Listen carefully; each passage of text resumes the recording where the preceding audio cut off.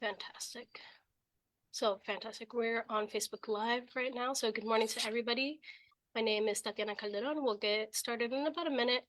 We just want to give people a moment to get situated. So if you need anything, please do so now. I also want to be sure to announce that this presentation is available with closed captionings. Additionally, we are providing simultaneous interpretation in Spanish this morning, for which I will now provide the instructions for Spanish-speaking attendees to join. So, buenos días a todos que se reúnen. Hoy siempre brindamos servicios de interpretación simultánea para nuestros eventos aquí en Zoom. So, por favor de hacer clic en el globo al fondo de su pantalla donde dice interpretación. Luego haga clic en el idioma que desee escuchar, en este caso español. Si solo quiere escuchar al intérprete, puede también hacer clic en Mute Original Audio, que silenciará el audio original.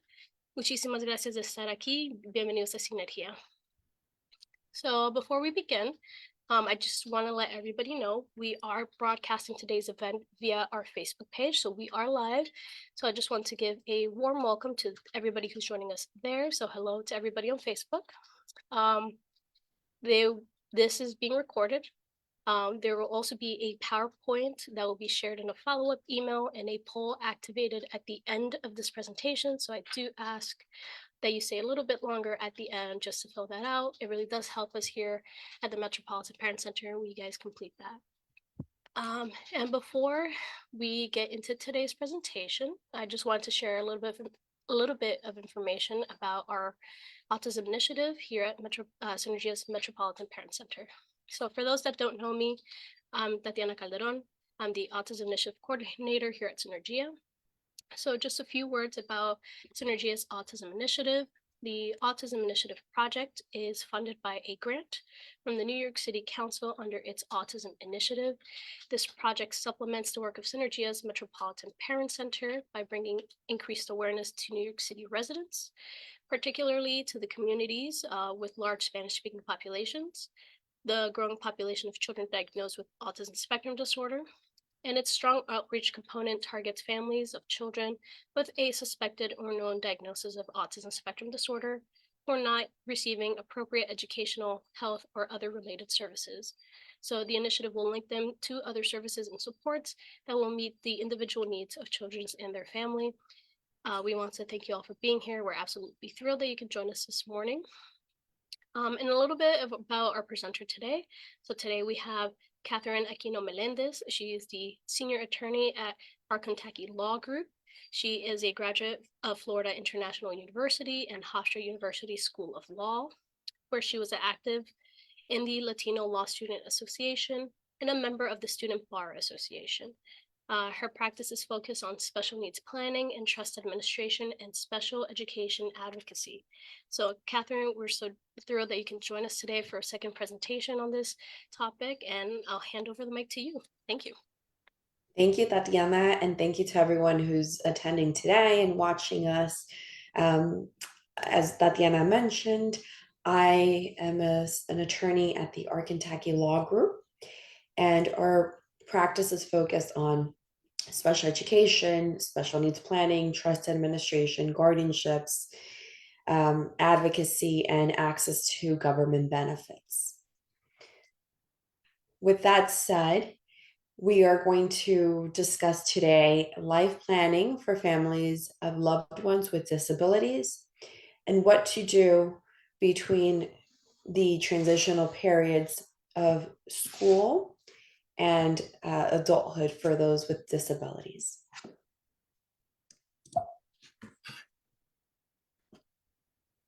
So, a few important questions you want to consider is, what supports is my loved one going to need in order for, a better quality of life, to ensure that they have everything they need and they maintain the same life and quality of life that they currently have under your care. What supports will the caregivers need, right? Because after you're no longer around, additional caregivers will have to be put in place, and or during your life, you'll have caregivers come into the home, or your loved one will be in a facility. If there is no caregiver available, who's going to step in? Who will manage the ongoing care? Again, these are things that we don't always want to think about, but we have to consider, especially when you have a loved one with a disability. And it's that you will not be around forever, and you have to plan accordingly for that loved one. Who will make educational, vocational, housing, and financial decisions?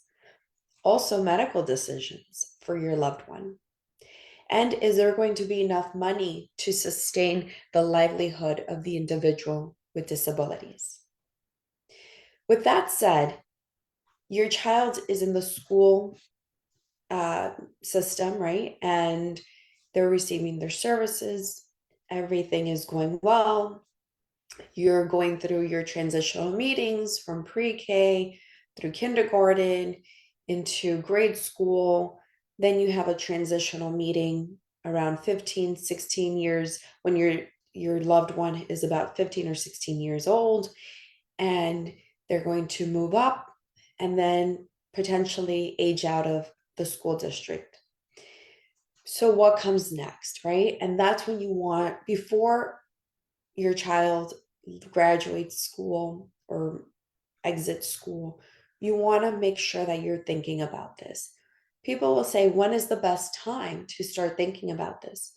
As early as infancy, really, because you can always alter these plans and nothing is set in stone. So, life planning, right? It's the plan that you establish, again, at any moment in time, to consider the needs of your loved one, address their unique needs, their individualized disabilities. Disabilities can change with age, with time.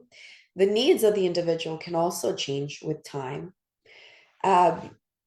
Developing a plan that allows for flexibility, that allows for other individuals and caregivers, other relatives to also be involved in the life of the individual with disabilities and provide support for that loved one.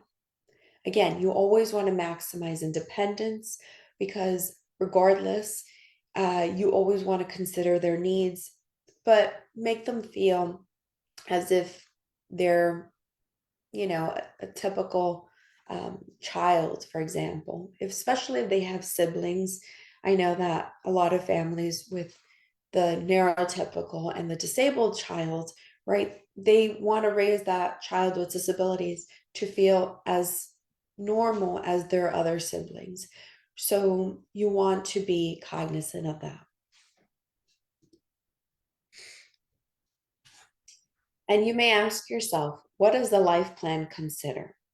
Again, you want to be able to make medical, economical, educational, vocational, behavioral, social plans for that individual. The caregiver's assessment of the patient's needs and their hopes for the future. Something that we recommend is a letter of intent. This letter of intent allows for you, as the parent of the individual, to write down for a caregiver, even a babysitter, or for somebody, a guardian that you may appoint in your will that's potentially going to care for your child, or even if once they're an 18-year-old and considered an emancipated adult, if they have an appointed guardian that is not you because you're no longer around, or simply, they're just being cared for by someone else, it allows for you to put into paper what your intent for your child is, what their likes, what their preferences are, what their needs may be, right? So that somebody else can understand your child, right? No one knows your child better than yourself as their parent. And preferences change, right? They may like to eat a certain meal, and in a year, they may not like that same meal. And you want to be able to communicate that, even if it's simple as a meal, right? To the person that could potentially be a caregiver. So, again, it's just understanding that individual's needs and what your hopes for their future may be. Also, assessing the finances, right? Because you want to make sure that there's a proper amount to care and support for your child with special needs. A question that we get asked a lot from clients is, how much is enough? And realistically, that's very hard to determine because it depends on their needs. It depends on the plan that's in place. It depends on what the family's decisions for that child's future is, right? Are they going to remain in the home? Are they going to go to a residential facility? There's so many factors to consider, and there's never an exact amount. Life expectancy, is something to take into consideration. But an individual that may have lived a shorter lifespan in the past, with the advancements in the medical field these days, they're living way past their life expectancy. So again, who knows? The exact number is not, it's not something we can really forecast, but you want to be able to plan accordingly and have proper financial planning in place through estate planning or speaking to financial advisors. And we'll go a little bit into the estate planning in a little bit.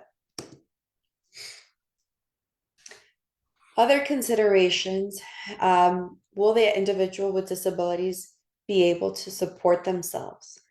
Will they be able to live independently? Maybe in a residence that they have somebody just come in, help them with cleaning and or doing groceries. Will they need lifelong care at all times? Will government benefits support them? Which government benefits will they be, able to apply for? And what supports will they need? These are all things to consider. And these considerations can change throughout. You just have to be mindful to kind of keep up with it. And it's going to be a lifelong job, but you want to be able to have an updated plan at every stage of that loved one's life. So, yes, sometimes we don't want to think about this and we say we're not going to do anything and hope for the best. Sure, but it's not ideal, especially because your child has a disability. Are you going to rely on government benefits solely? It's not the proper way because there may not be enough government benefits for that individual. Who's going to apply for those government benefits when you're no longer around, right? So you can't just rely solely on that. Developing a life plan is the way to go, and you develop a team of professionals to assist. Again, as I mentioned, financial advisors. You can have a medical team, you can have a social worker. Again, it's a team of people that are going to help you, guide you. Synergia, I know, has a group of staff members that will advise you and advocate and help you with what comes next. Reviewing the need for guardianship and special needs estate planning. Guardianship is very different from what a guardian in a last will and testament is. Guardianships is for individuals who are emancipated and can not make their life decisions of their own. And that is something completely different from who you appoint as a guardian if you have minor children in your estate planning. The special needs planning aspect involves, do you have any assets?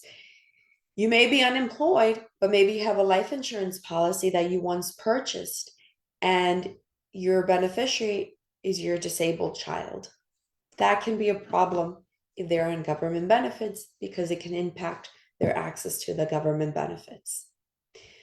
And if you're the caregiver, you know how when you're on a plane, the flight attendants explain to you, you put on your oxygen mask first before assisting your child or someone in need. You got to take care of your own stuff before you can plan for the others. Again, what does this consist of? The letter of intent, as I mentioned, a well thought out estate plan, meet with an estate planning attorney, specifically one who knows special needs, because even though an estate planning attorney may be able to guide you, they may not know the exact language or requirements for an individual with special needs. So you want to make sure that you're meeting with a special needs estate planning attorney if your loved ones have special needs. There's guardianships. There's advanced directives, which is an alternative to guardianships. Supported decision making. It's making headway in New York State. There's government benefits such as OPWDD, right? Medicaid. There's supplemental security income or SSI, and other benefits that one can qualify for during different times in their lifespan. And again, it takes you to make those acts and take those actions for your loved ones so that they can benefit from everything that's out there that can support them. Advocating, right? Be sure that there's always an advocate for your loved one, whether it's a sibling, usually an older sibling. Sometimes younger siblings are great advocates for their older sibling that may have special needs. The parents, relatives, godparents, aunts, uncles, sometimes even the neighbor. I once had a client and their next door neighbor was such a great advocate to them, because the family that I was representing, they were immigrants. They didn't really understand the system, but the neighbor took very kind to them and supported them, helped them, and just, had a even tutored the kid, assisted them with the homework. So again, you can ask anyone to help you. Organizations. There's various organizations who will support families, making sure that during the school period, that individual is receiving what they need, right? They have their IEPs up to date, evaluations up to date, ISPs if they're in a private school, medical information is updated, and the advocates or the individuals that are assisting you in gaining everything for your loved one has updated information as well. Okay. And if there's a life plan in place or a letter of intent, that you've shared that with them. I've discussed previously what a letter of intent was. Again, it communicates the needs of the individual, has important contact information, your wishes and desires for that individual, and it can be ever changing. You review it and update it regularly, right? Because things change, likes change, your wishes for your child may change as they get older. Now, special needs planning, okay? What is special needs estate planning? This differs from plain vanilla estate planning in the sense that not only are you getting a last one testament established with an executor and a trustee, you're also planning whether you need a special needs trust. A special needs trust allows for an individual with special needs, right, an intellectual or developmental disability, to have assets of their own. You don't have to disinherit your child just because they have autism or, they have an intellectual disability. You can leave an inheritance to them so long as as it is housed under a special needs trust, also known as a supplemental needs trust. And this protects them from accessing government benefits that consider the means of that individual when the time comes, right? So I previously mentioned, life insurance policies. There's a beneficiary designation section, and you may have your child as a beneficiary. But what happens is when you pass, they take over, they get the benefits of that life insurance policy, and their Medicaid goes away, right? Or they owe money to the government, like social security, because now they've come into significant means.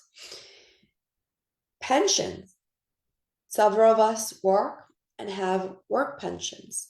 You may not, you may have done a pension, established it, designated your child when they were an infant as a beneficiary.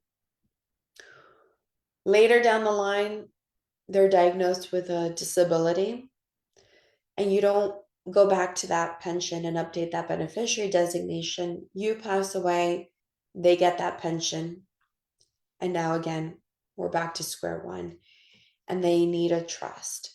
There's different types of trusts. So, whether they inherit something directly and they're already receiving government benefits or will be entitled to government benefits, there's first party trust. But that does require, a lot more scrutiny. There's accountings required versus a third party trust that can be established during your lifetime and protect any potential inheritance or assets such as a pension or a life insurance policy for your loved ones. The guardianship provision for the minor. Again, as I mentioned, this differs from either a 17A guardianship or an Article 81 guardianship when your disabled child is already an emancipated adult in the state. This basically says, I have minor children, right? They're under the age of 18. Who's going to take over if I'm no longer around or if I've passed away? And it's very hard sometimes for families to distinguish and, appoint someone that will really take on this role of being almost a parental guardian to the children, especially when there's children with disabilities, because it's a lot to take on and have someone take on.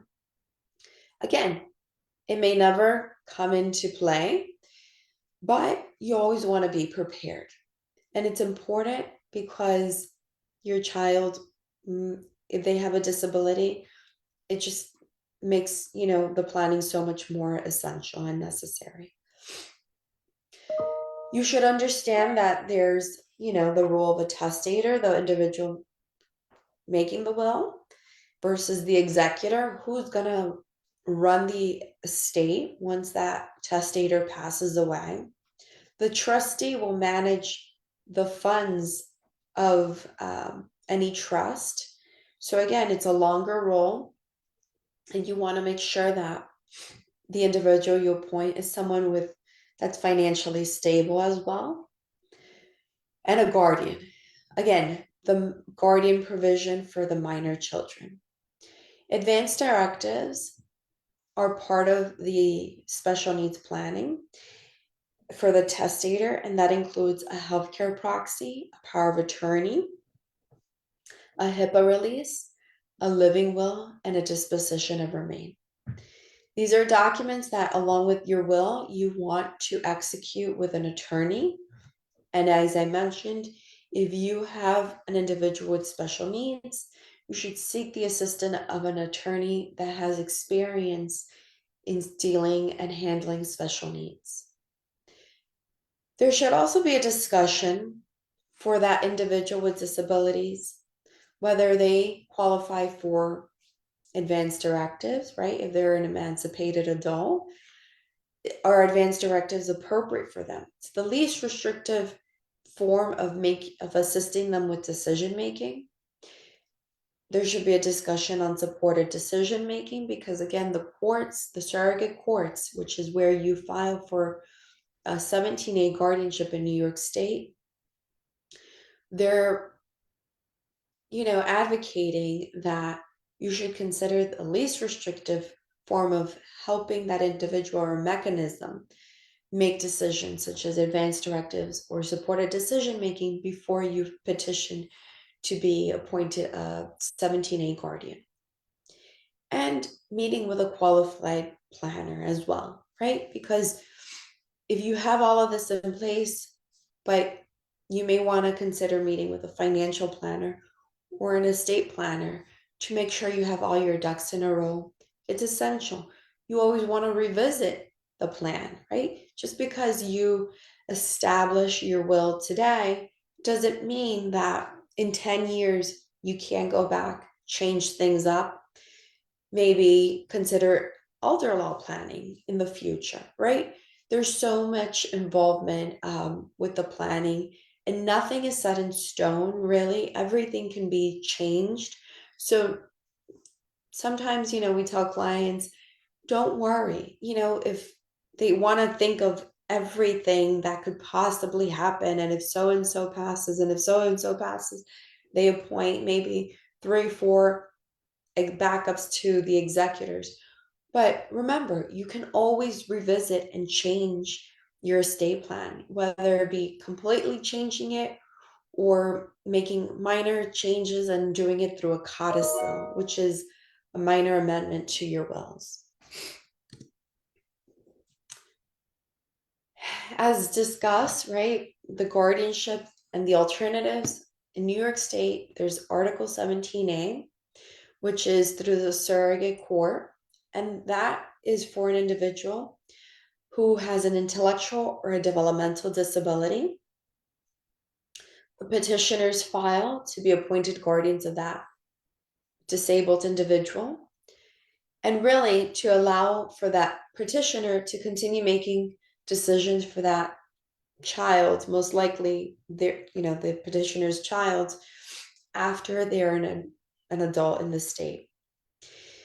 It entails various parts with a petition, doctor affirmations, waivers, consents, but it can be done without the assistance of an attorney, and it's filed in surrogate's court in the county where either you and or that disabled individual reside.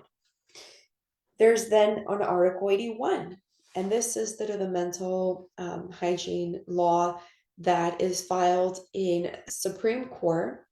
It's a much more involved proceeding. As I mentioned, it's filed in Supreme Court. There's going to be, a proceeding with the individual, but it's a much more tailored guardianship. Typically, if your child has a developmental or intellectual disability, you don't really have to, you can go down the 17A route, but again, it's an option. And then advance directives, as I mentioned, entails the power of attorney, allows for the individual to appoint an agent to make, decisions, business-like decisions, banking, purchases, transactions. And really, this is something that everyone should have, whether you're, a disabled individual with capacity that you can understand and what you're signing, or myself, right? The healthcare proxy allows for the individual to appoint a healthcare agent to make healthcare decisions for them when they're unable to make them for themselves.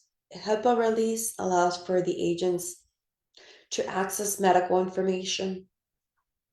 Living will allows for the determination of the agents to assess whether the individual wants artificial nutrition, or I'm sorry, to be artificial respiration and or nutrition if they're in a state that they're required.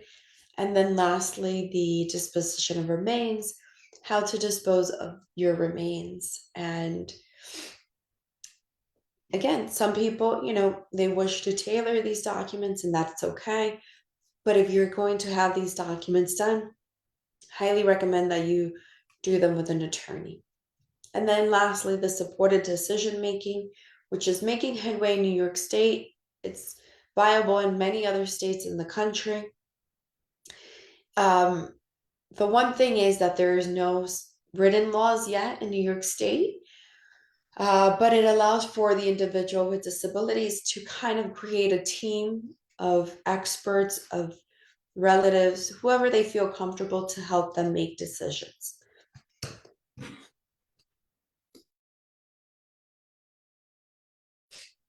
The guardianship involves the petition, a potential hearing, right?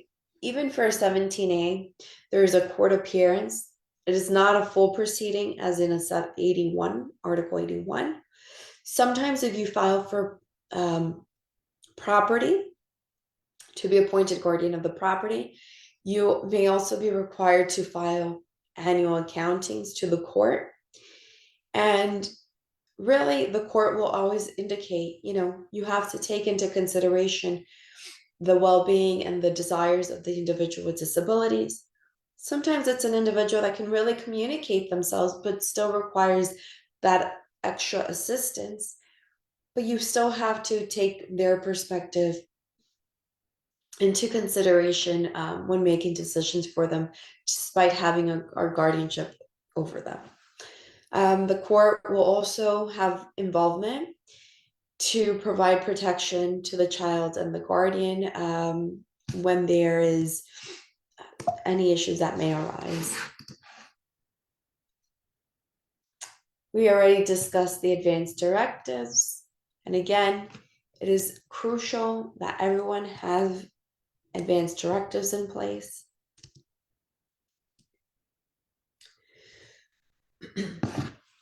Taking it back to the special needs trusts, as I mentioned, also supplemental needs trust, the self-settled special needs trust. This is when an individual inherits property or has assets of their own, and it is a trust called a first-party trust, sometimes known as a first-party trust, that requires for there to be a provision known as a payback provision to Medicaid.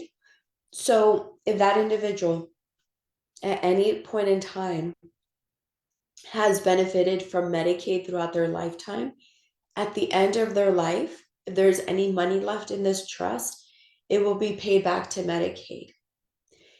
It's established by a parent, a grandparent, a guardian, a court order, or the individual with disabilities. And it's typically used when there's also a settlement, right? So if your child received a settlement, maybe from a negligence case or medical malpractice case, the court may require you to establish a trust for them. Maybe when they're infants, or maybe once they turn 18. It all depends on the court order. If they come into the inheritance, at 16, then you can also establish one just to protect their access to the government benefits. That type of trust, a self-settled trust, differs from a third-party trust because it is a separate trust. A third-party trust is a completely separate trust established either within a will or individually, known as an inter vivos trust. When it's within your will, it's a testamentary trust, and it protects the individual from means-tested government benefits, and it doesn't require the payback. It usually doesn't have an accounting requirement, unlike a first-party trust that requires accountings either to Medicaid or like the Department of Social Services or Human Resource Administration, and the court. Sometimes the court requires the accountings to be filed as well. Remember, Either trust is to supplement and not supplant government benefits, right? So if you have government benefits, you're going to use what's up, the Medicaid, the SSI, stipend, whatever it is first, and then use the trust to supplement whatever government benefits don't support. There are restrictions of what this money can be used for. Right, there's some limitations on the property, especially when it's a first party trust. You're being scrutinized by the courts and or the Department of Social Services or HRA's agency as to how that money is being used for. Sometimes there's even mandates that if you're going to expend a certain amount of money from the trust, you need to seek court approval or approval for Medicaid. There are some non-countable assets that, will not impact your eligibility. But again, depends what the asset is. You may want to speak to a professional. You may need a trust. And this trust is managed by a trustee. Typically, third-party trust, if you're setting it up for your child, you cannot be the trustee until they're emancipated adults because you have a parental obligation to support them financially until that age. The first party trust, there's more leeway to be the trustee, but again, there can be some restrictions, maybe through the court order or, depending on the reason of the trust requirement.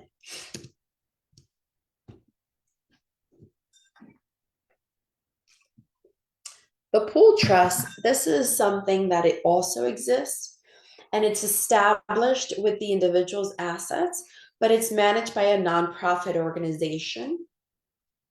And it's truly a pooled investment with other individuals putting their money in this pot and managed for the purposes of, growing the pool of money.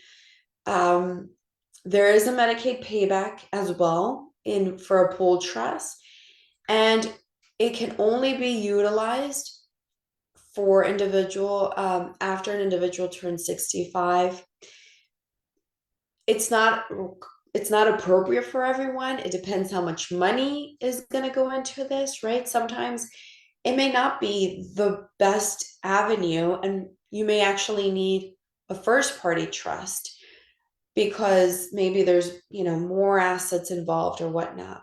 Again, you always want to speak to someone with knowledge of these trusts as to what is the best avenue of, what to do with the money or invest the money. Some government benefits to consider during the planning include Social Security, right? There's the Social Security disability insurance, there's Medicare, versus the means-based programs, which include supplemental security income and Medicaid, right? Because if you're retired, your child's getting SSDI or Social Security disability insurance and Medicare, that's not really impacted by the means that the individual has the assets. But you want to be careful because maybe they're getting SSI and they're, benefiting from Medicaid, and that is means tested. So again, always be aware of what the benefits that your child has and how to protect them from maintaining these benefits. Something, you want to consider this maybe even before they turn 18, or are they getting these benefits after 18, right? Because maybe you can't apply them for SSI until after they are 18 because maybe your income or your assets are too great, and so they consider your assets. After 18, they consider that individual with disabilities assets alone. So your assets will not impact their eligibility for these benefits. The school district can discuss these benefits with you. They don't always discuss them with you, but it is important that you keep these benefits in mind, right? There's kind of a timeline of when you apply for and do certain things, and we'll address that at the end of this. There's various planners, agencies, advocacy agencies, resources that we've provided for you to look at. But again, so you go through your CPSC, your CSC meetings, your transition meeting right before, around 15, 16, as required by the law, before they kind of start that high school period, right? The ending of school period. They transition around 18. You want to consider applying them for SSI if they're not already benefiting from it. You want to consider OPWDD, right? Even before they turn 18. Something, with guardianships around 17, you want to start considering, does my child need guardianship? If so, you want to start early, maybe around 16, 17. Why? One, because it's going to take you some time to compile everything that's required for the guardianship. But two, the courts are very, they're very busy, and there's a lot of backlog in the courts. Unfortunately, the COVID pandemic affected them. And so it will take several months sometimes for the courts to get to your guardianship petition, schedule a date, and have you appear. And then, listen, families sometimes call us and, they're frantic and they say, my child is turning 18 next month. I need guardianship. And it's, we have to be very honest with them and tell them, it's not going to happen. It's not going to happen. Even if we get all the paperwork done within a week, it just won't happen in court. And it's okay. You don't have to panic that you don't have guardianship in place a month before your child turns 18. There's families that apply for guardianship when their children are 25, 30. It's okay. But you just don't want to find yourself in a situation that your child's now 18, an emancipated adult, and you don't have the ability to make decisions for them, either, for health reasons, applications, government applications, even programs, right? Post-secondary programs, when they're going to, do whatever they're going to do in adulthood. Sometimes you need the guardianship. But again, don't panic if you don't have it and your child is going to, turn 18 next week. It's okay. And then really the special needs planning plays out from the time you have a child up until the end of your life, really, because you're going to constantly assess what is necessary and, who the players are going to be in each stage.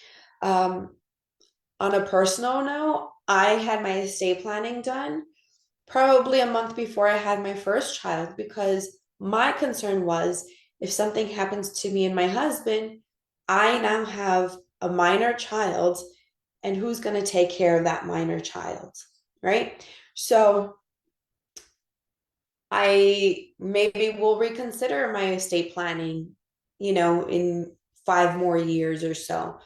But at least I know I have a guardian appointed. And maybe in 30 years, I'll reassess it again. But it's constantly going to change. The letter of intent, right? What does my child like right now? What do I wish their life will look like in the future? It's kind of a game plan, right? A proposal for if you're not around, or like I mentioned, a babysitter. What do they like? Maybe you're going away for the weekend. Maybe you have, to travel and leave your children with someone who doesn't really know them very well, but you give them the rundown And then you say, here, I also provided this list. It has the doctor, the pediatrician's contact. It has the next door neighbor's contact. It has the grandparents' contact. It has a list of foods that they like. It has a list of things that they're allergic to, right? If they need medication, these are the medications that they take, the doses that they take, when they have to take the medication, right? Maybe it's something as simple as after dinner, this is the the routine. We eat dinner, we take a bath, we read a book, we brush our teeth, we get to play 5 minutes, and then it's bedtime.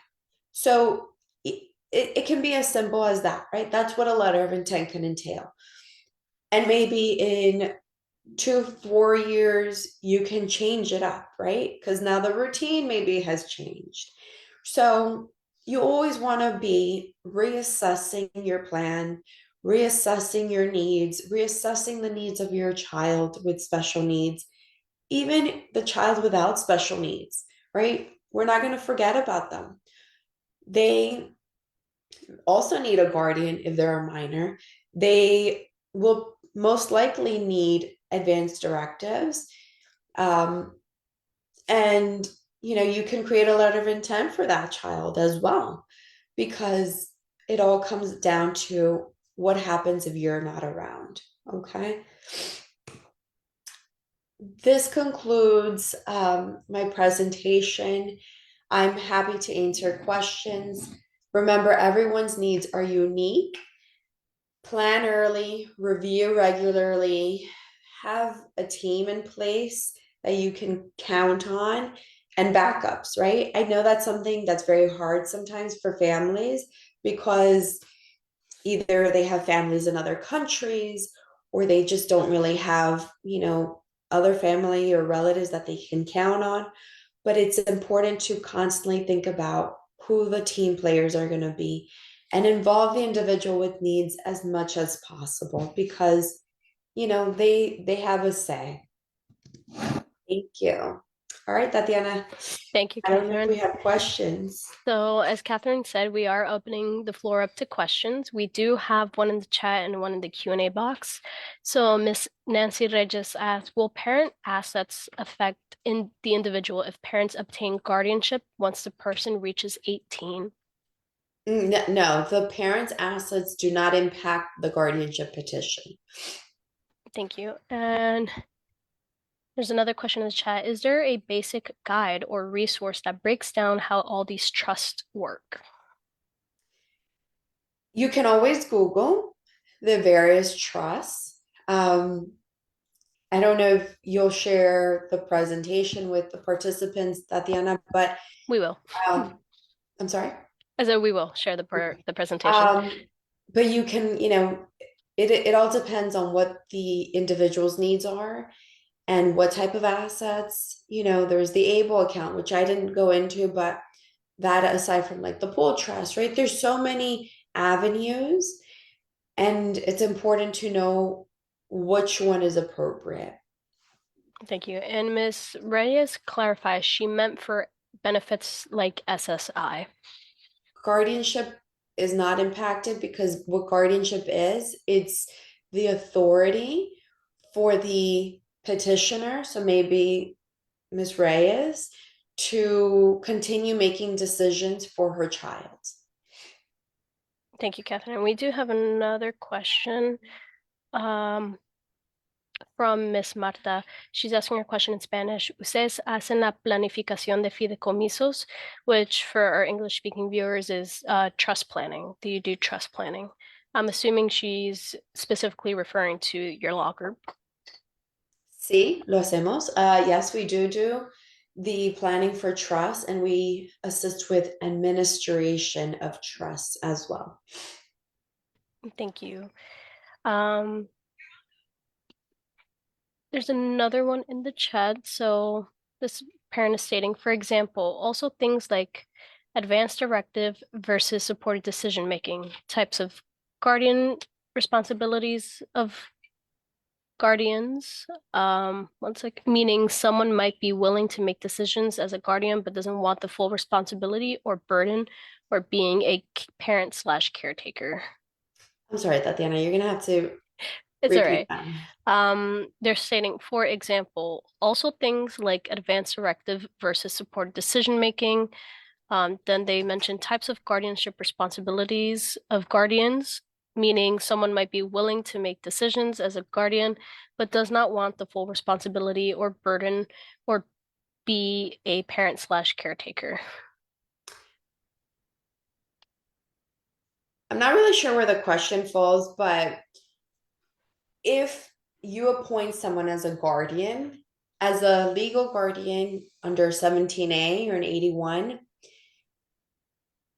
that person has to be willing to act as the guardian. That differs if you're appointing a standby, right? A backup guardian, because right now that individual may say, yeah, sure, I'll do it. But 10 years from now, when the original guardian is no longer able to act as a guardian, either because of incapacity or death, the standby may have had, 3 children, overwhelmed, maybe moved out of the country, whatever. And that standby doesn't always have to go and say to the court, hey, court, I'm ready to act as so-and-so's guardian. So you want to make sure that who you appoint as a guardian is ready and willing and able to act as a guardian. If you're appointing a guardian in your will, again, it is someone that you are confident is going to take on that responsibility. I hope that answers the question for that person. We also have another question in Spanish in the chat. She states, Buenas tardes. Usted dijo que hacer petición para tutela 17A puede hacer solo los padres. One second. Solo los padres, pero si quisiéramos tener un abogado que nos ayude, ¿usted recomienda que es mejor para nosotros? Okay. So the question in English is how I mentioned, right? That if I mentioned that a 17A guardianship can be petitioned by parents alone, but if they wish to have an attorney, can they seek the assistance of an attorney? The answer is yes, of course. You can definitely seek the assistance of an attorney at any moment in time, ideally before you file a petition, because that attorney most likely has to sign off on the petition and they will not feel confident, if they haven't looked over the petition. One thing I will say is with the 17A guardianships, they were created so that parents could petition alone without the assistance of an attorney. I just want to be clear. However, there are instances, and I spoke about this during the presentation I did maybe on the 17th, and I'm guessing it's on your Facebook, or Senior Geo's Facebook, but there are certain moments in time that you should not petition for guardianship alone, and you should seek the assistance of an attorney. And that's if maybe you have a criminal history, because just because you have a criminal history or misdemeanors at least doesn't mean you cannot be appointed guardian, but you want to make sure you bring this all out to the court. Some instances, right, if you are not a citizen of the US, because some courts will be a little, they will require certain things.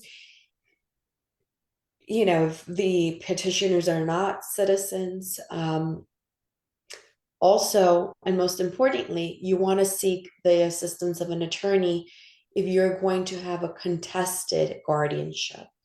And that's when maybe the parents are not in agreement that guardianship should come into play, right? Because they're separated, or, maybe dad's not involved, but mom's going to have her new partner be a co-guardian, and then the dad has to sign off and is not in agreement, right? So I just want to be clear that they're intended to be done by themselves, or like by parents themselves, but there are certain instances that you may need the assistance of an attorney. Thank you, Catherine. And then she also continues asking, specifically for the 17(8) guardianship, is there a specific evaluation that is required? And what is the estimated timeline for guardianship for their child?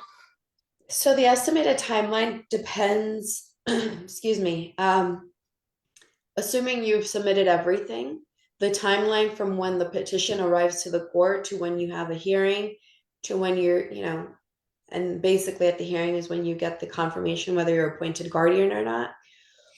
It depends on the county, excuse me, the county where you file. Queens County, I have petitions that have been outstanding for over a year. Westchester County, they can move within 6 months, 7 months. It all depends also on when the OCFS document for the guardianship is reviewed by the state, because sometimes that's delayed.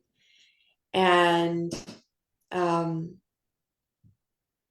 it just depends what county you file in.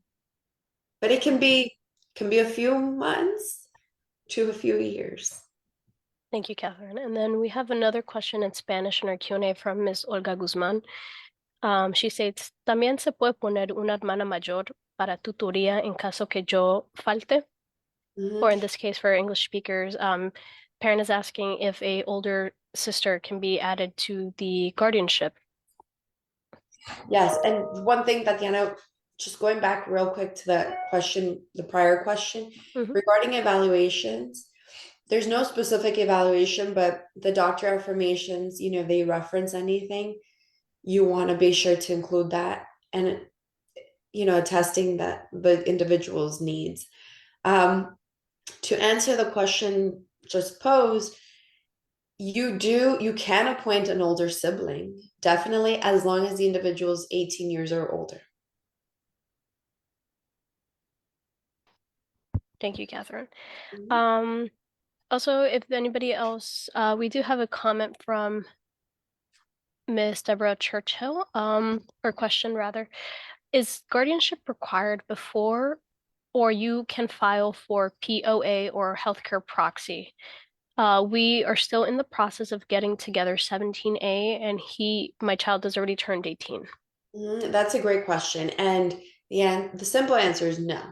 Because if you're attesting that they have the capacity to execute advanced directives, right, a power of attorney, a POA, then you can't go to court and say they have no capacity and file for a guardianship. So it contradicts. So you can't have both. You can have advanced directives and supported decision making, or you can try the avenue of advanced directives if the individual has the capacity, and if later down the line the capacity deteriorates or things, it's just you realize it's really not the best option, then you can go the route of guardianship, which is much more restrictive, but you can't have a guardianship and advanced directives.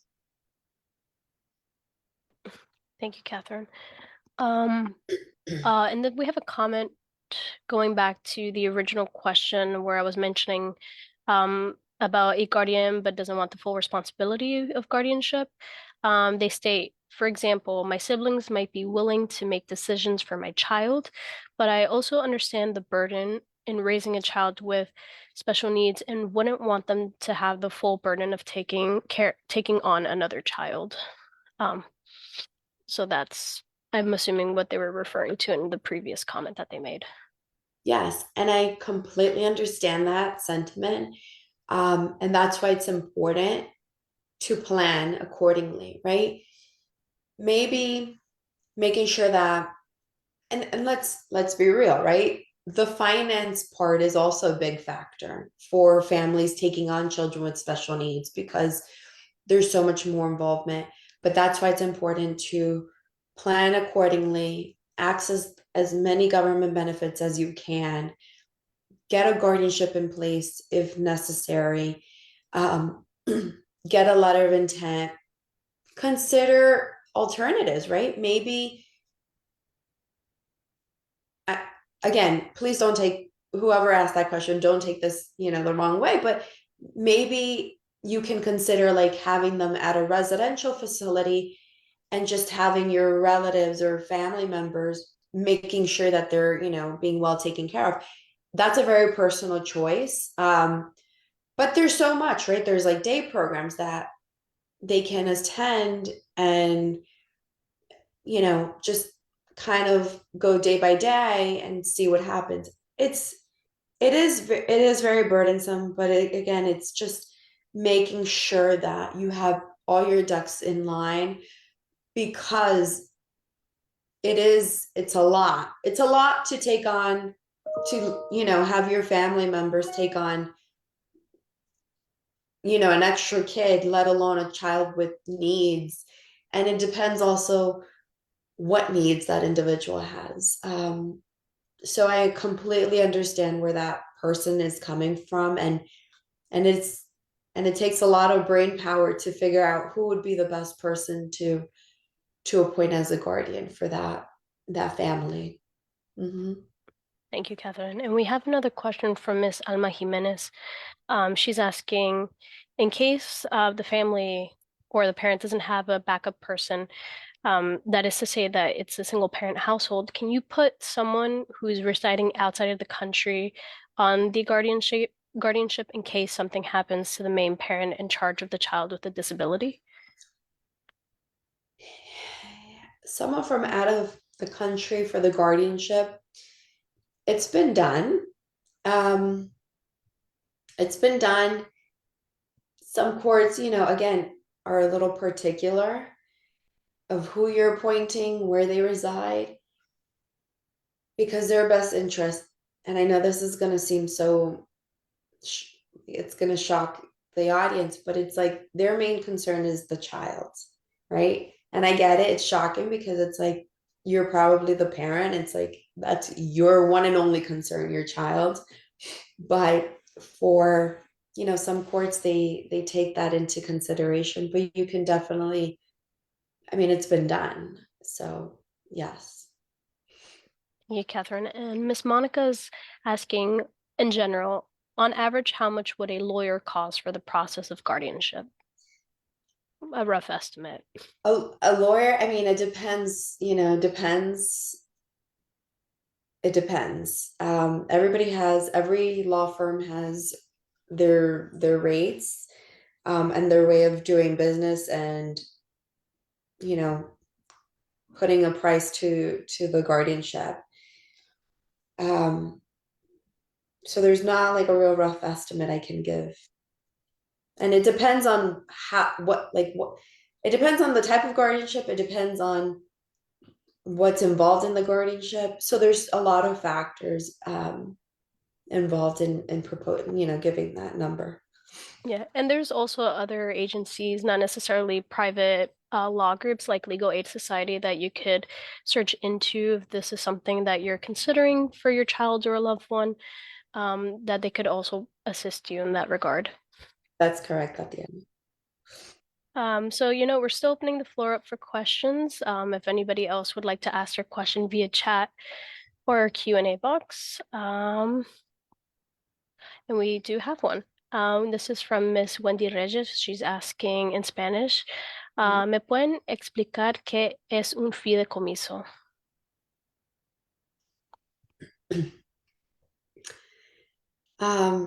I'm not sure I know what that is in English. One sec. I think I got you. Um, so it looks like, based on my translation, fideicomiso is a trust. Interesting. Okay. What was her question again? If you could explain what a trust. So trust is it's a document that allows for a trustee, an individual, to manage the money in this trust. Because the trust, okay, so the trust is a document, and you go to a bank and you open a bank account at the bank. But the trust itself is a legal document that has very specific information regarding what can be done with the money, what, if it's a third party trust, who's going to take after the beneficiary passes, specific clauses included, withdrawing rights. A first party trust will have provisions of the Medicaid payback, of an accounting requirement. So it's just basically a legal document associated with a bank account that's set up for an individual who has special needs. And listen, there are trusts that are for individuals without special needs. But in this regard, it's for an individual with special needs. And so that money, it's tied to that account. It's to supplement, not supplant, right? Not to basically pay for whatever government benefits would pay for or could pay for, but to supplement what's not being covered. Thank you, Catherine. I see that oh, never mind. Someone just popped in. Okay, Wendy's saying, thank you so much for the clarification. Okay, you're welcome. Alrighty, so I currently don't see any more questions in the Q&A or chat. I do encourage if you have any. However, if you do have a very private matter that maybe you'd like to reach out to Catherine and discuss that privately, Catherine's information is on the screen right now. So if you'd like to reach out to her with any private information that you would not like share because we are being broadcasted via Facebook, that's totally fine as well. Since there's no more questions currently, I will conclude the presentation today. So thank you so much, Catherine, for joining us today and explaining special needs life planning to us. Thank you to our interpreter, Martin. For all the parents out there, you will be getting a copy of the slides in a follow-up email, as well as the contact information for Catherine's law firm, and a few other resources that to be included, such as Legal Aid Society. I do ask that you stay on just for a little bit longer, just to complete a poll for those here on Zoom. And we thank you so much for joining us today. Thank you, Catherine. Thank you, and thank you to everyone for joining. I hope it was informative. And Martin, thank you for translating. I hope I was at your pace. All right. Thank you so much, everybody. So I'm going to stop the broadcast. So to those on Facebook, thank you so much for being here with us via Facebook.